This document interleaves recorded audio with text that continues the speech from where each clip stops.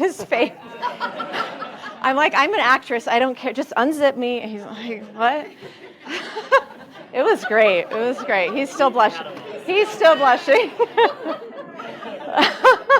Oh boy, that's great.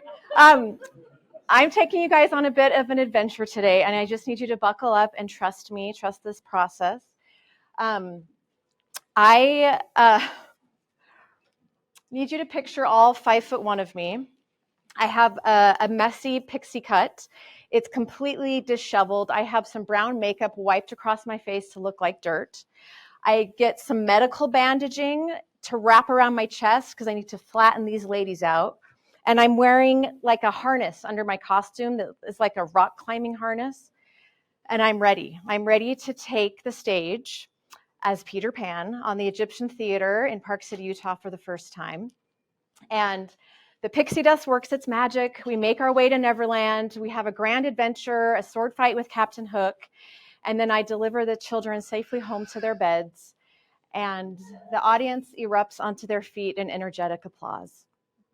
Playing the role of Peter Pan was really a dream come true for me as a 5'1", rough and tumble amateur gymnast and former cheerleader and all the things that I am. It's such a magical story. It was a poignant time in our life. At the time, my daughter Lucy was 18 months old, and she would come to the show dressed as Tinkerbell. She was obsessed, and her favorite character, for some reason, was Captain Hook. And she called him Kiki. And bless my poor conservative husband's heart, he was genuinely concerned that she would grow up to only like the bad boys. But my role as Peter Pan was actually made possible and meaningful because of connections. The connection I felt with my darling Lost Boys, who are all grown up and graduated from college now, the connection I felt with the audience and with the material I was performing. And then I had a literal connection with a man named Daniel Simons. He was the tech director backstage, the one that was pulling the rope attached to the cable on that blasted, uncomfortable harness. He would pull my full body way up and cause me to fly.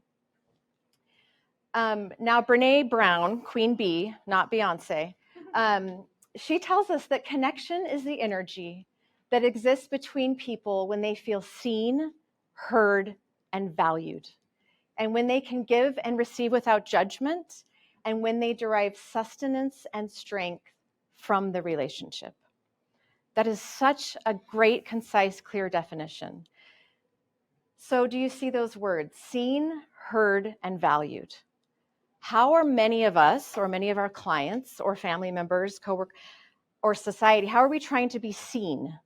I think a lot of us think that the more followers we have, the more accolades we get, the more awards we get, we are really being seen. As far as being heard, we are shouting our complaints on Facebook, drawing lines around our political beliefs. There is a Facebook group in Park City called Park City Bitch and Complain. And I'm like, please tell me you are feeling heard. And then as far as value, the value we offer to the world. Can anybody actually tell me what the top valuable things in the world are? They're called commodities. Anyone know what the top traded commodities are? Gold. Heather knows something. The rest of you, I don't know. Just kidding. Meat? Oh, wheat. I thought you said meat. I mean, I do love meat, but no. These are the top traded commodities: natural gas, gold, oil, silver, coffee, sugar, corn, and wheat. Yes. So the world values these things as they should. They're traded. Entire economies are built upon them. But what I want to try to offer you guys today is that the commodity that actually holds the most value, that we are starving for, is the commodity of connection, of truly feeling seen, heard, and valued. So I want you guys to step away from the lights with me.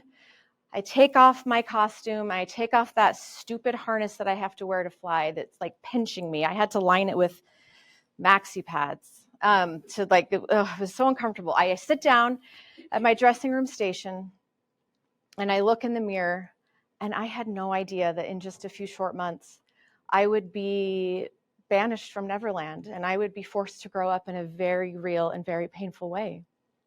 Oh, wrong way. And before I get into telling you that story of me leaving Neverland, I want to show you guys some of the dangers of low social connection. This is not to say you only have a few friends. High social connection does not mean you have a ton of friends. It means you have the people who really see you and hear you and value you.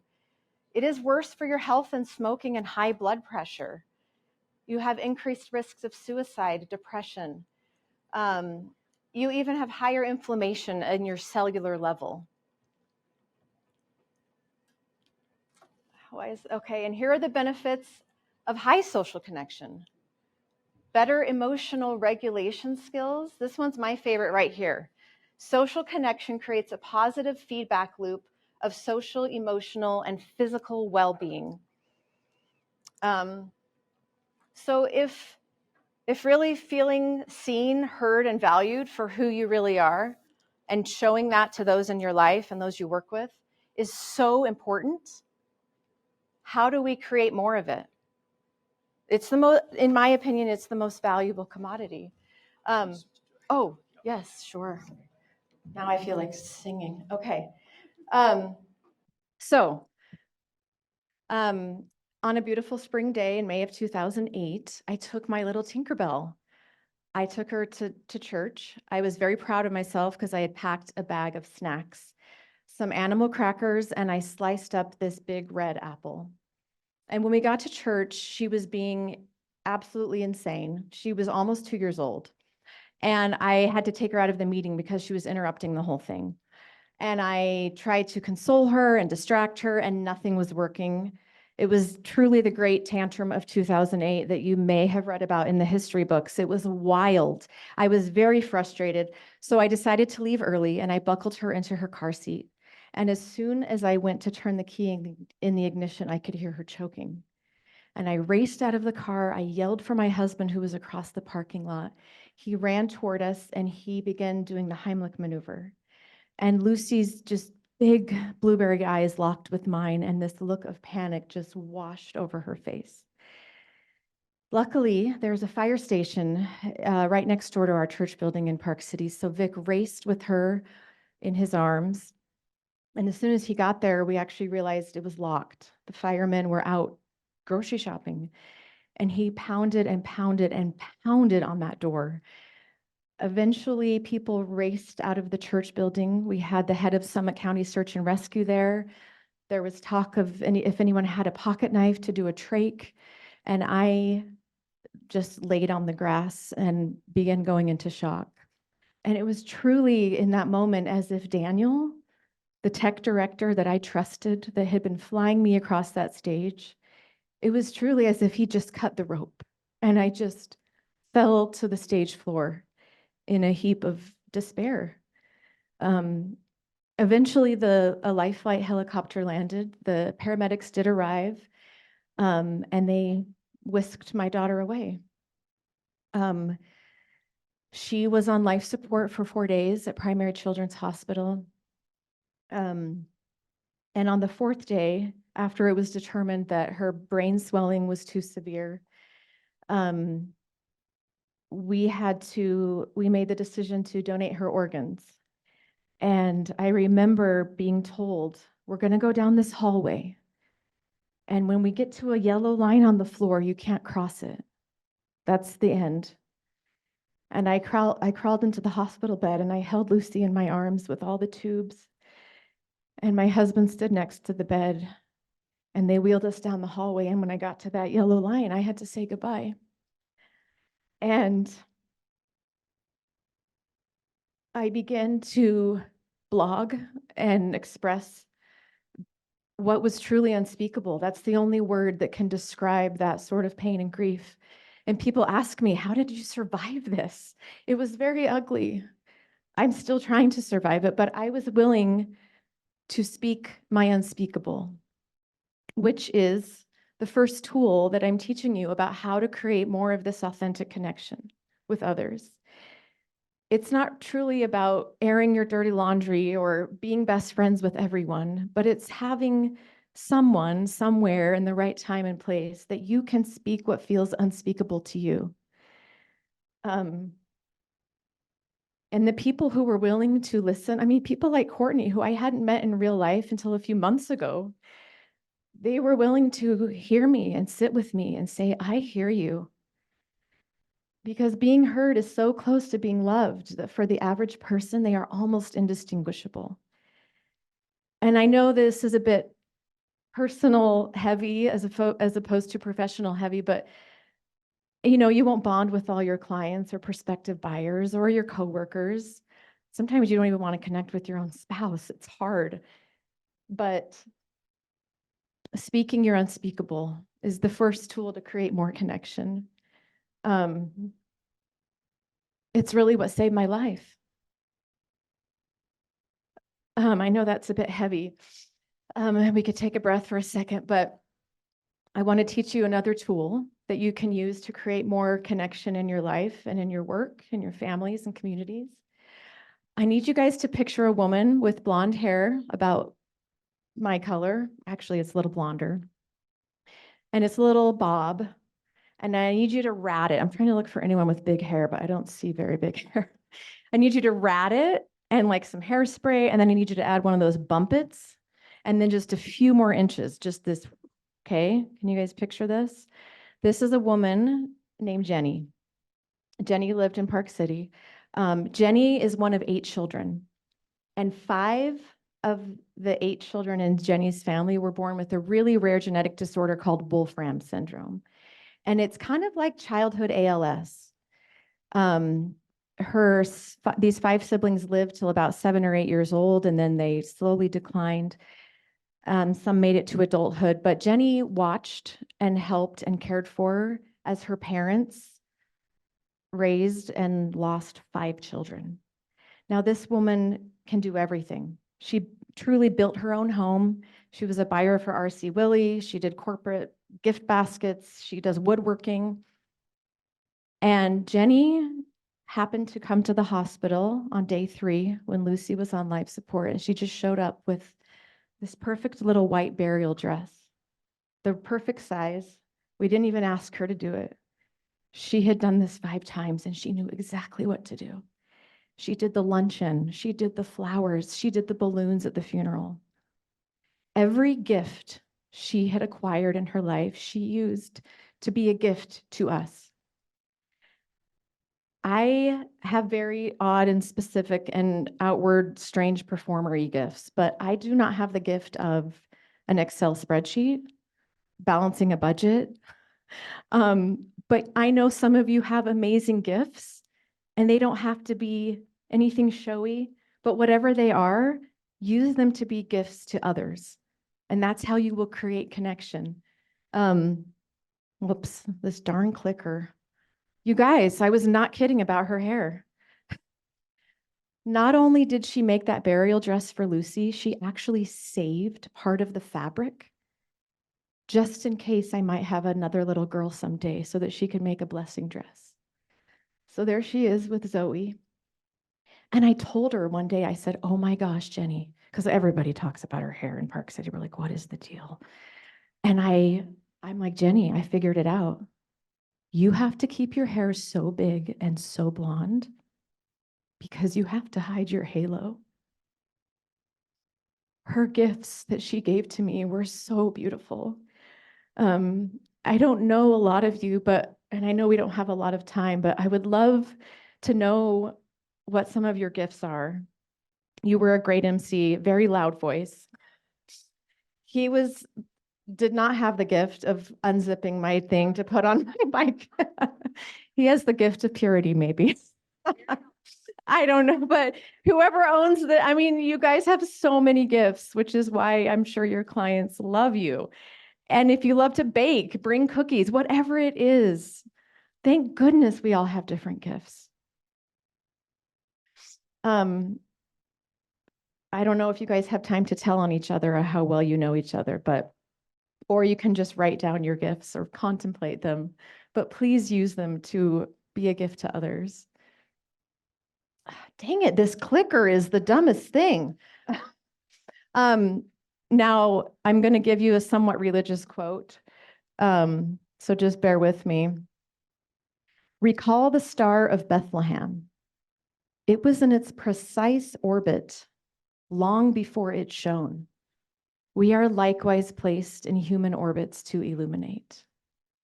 So I don't know what your rocky road of life has been, or where, if you feel like you aren't where you're supposed to be, or you're off course. But wherever you are, there will come a time you are going to be in the right place at the right time to shine your light and your gifts on someone who needs it, just like Jenny did for me. The last tool I'm going to teach you, as you can see right here, it's been actually almost 16 years since Lucy passed away. She would be a senior in high school right now. And I don't feel like I will ever truly fly again like I did as Peter Pan. I don't know how one does that after losing a child, but I have found joy again. I dance again. I still sing. And there was one day I was filming myself dancing in my kitchen like an absolute fool, and I posted it on Instagram. And my friend Janique, who I performed with in college, she responded. She's like, Molly, stop the madness. You are so dumb. I love it. And I'm like, oh, you're welcome. Thanks. Thanks for the idea. So then I started dancing more and just being stupid. I was just being myself. And she said, my kids and I are sitting on the couch watching you and we're laughing. And so I posted another video and I tagged her and I said, this is for Janique and her kids. And she wrote back again and said, oh, they loved it. It made their day. And she kind of unleashed a beast and gave me an idea, because I decided I need to have like a dance party on my Instagram once a week. So Positive Pants Dance was born. And once a week, I've been slacking lately, but I have my followers tell me something positive that happened in their week. I do a stupid little dance for them. I tag them, and we celebrate all of these great things happening around the world. So-and-so just beat cancer. So-and-so got a new job. Life is hard. And we don't have to try to prove ourselves. We just have to be ourselves. People can only connect to what is real. So that being said, we're going to have a little Positive Pants Dance right now. And if I pull your paper out of this jar, you will be standing up and you will be dancing with me. I do find it a miracle that I can dance again. It truly is a miracle. I encourage you guys to speak your unspeakable. Use your gifts to be a gift, and don't try to prove yourself. Just try to be yourself. I think if this clicker works, no, wrong way. Oh no, there's music built into this, but why isn't it playing? Hunter. Usually when I do it, you have to click it like twice and then turn it up. I'm really hoping some of those punk guys in the back that didn't want to write things down, I hope I pull one of theirs. They've moved. Oh, there it is. Okay. Okay. My grandson got his RE license. Okay, yes. You don't even have, you can just dance there if you want, or you can come up. Or you can shimmy. I had 3 KW agents reach out to check on me this week. Who was that? Okay, yes, we could do the Running Man.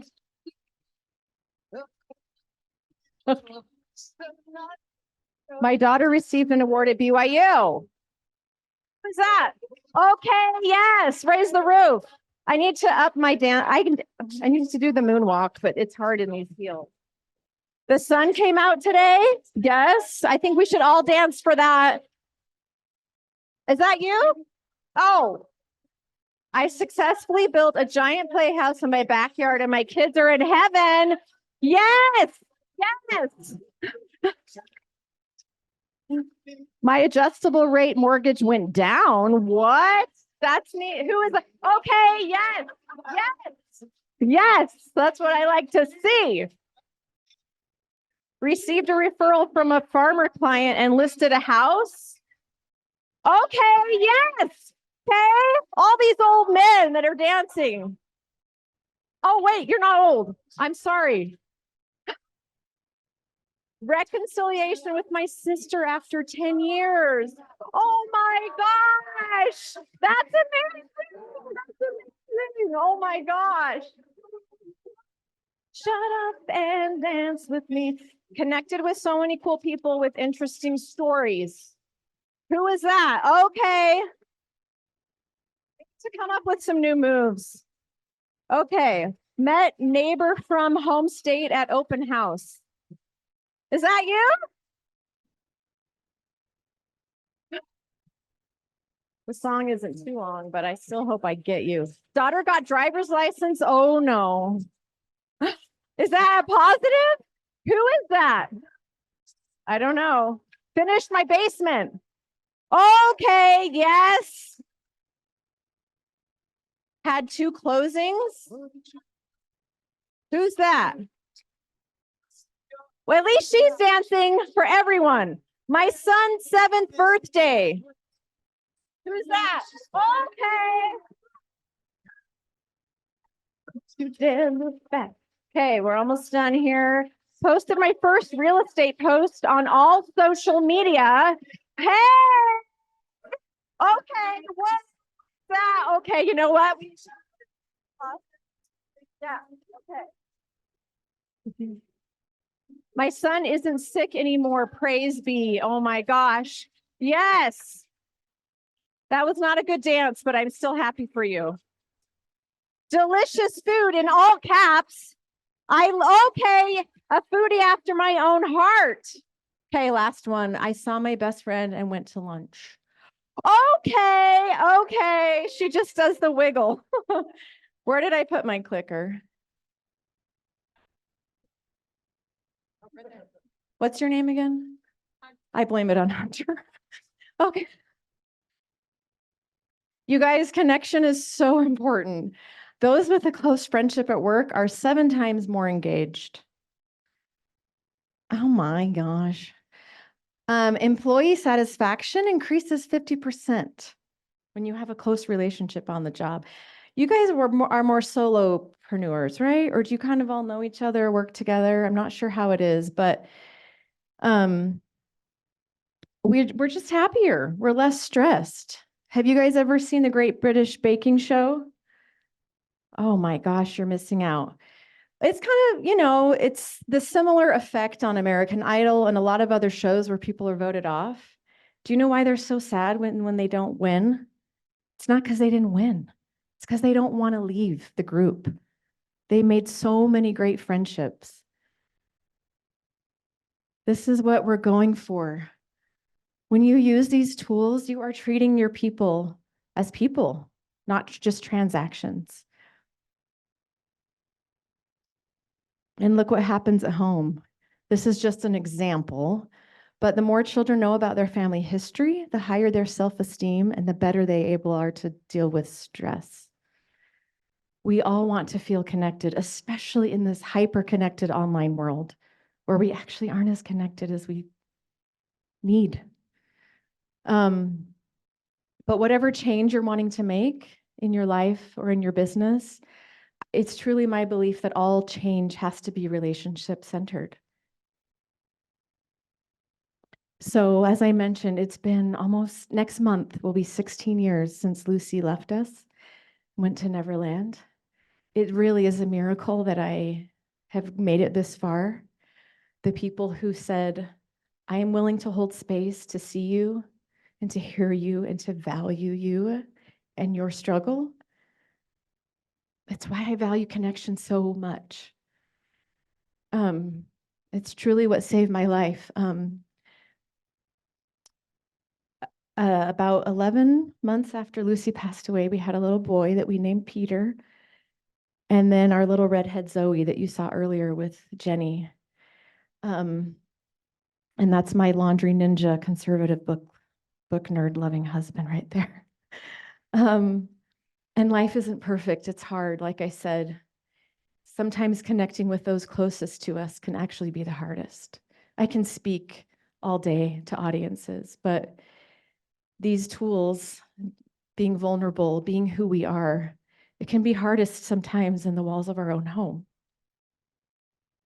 But I encourage you to take these tools. I hope that you find a way to incorporate them in your life and in your business. And I already feel connected to each of you because you have allowed me to share my story and to speak my daughter's name and to foolishly dance in front of you. So thank you all so much. I know this is a great brokerage. I'm a big fan of Susie and Courtney and my new friend Heather, who's friends with my husband from high school. And I'm just grateful I was able to share this with all of you. And thank you very, very much.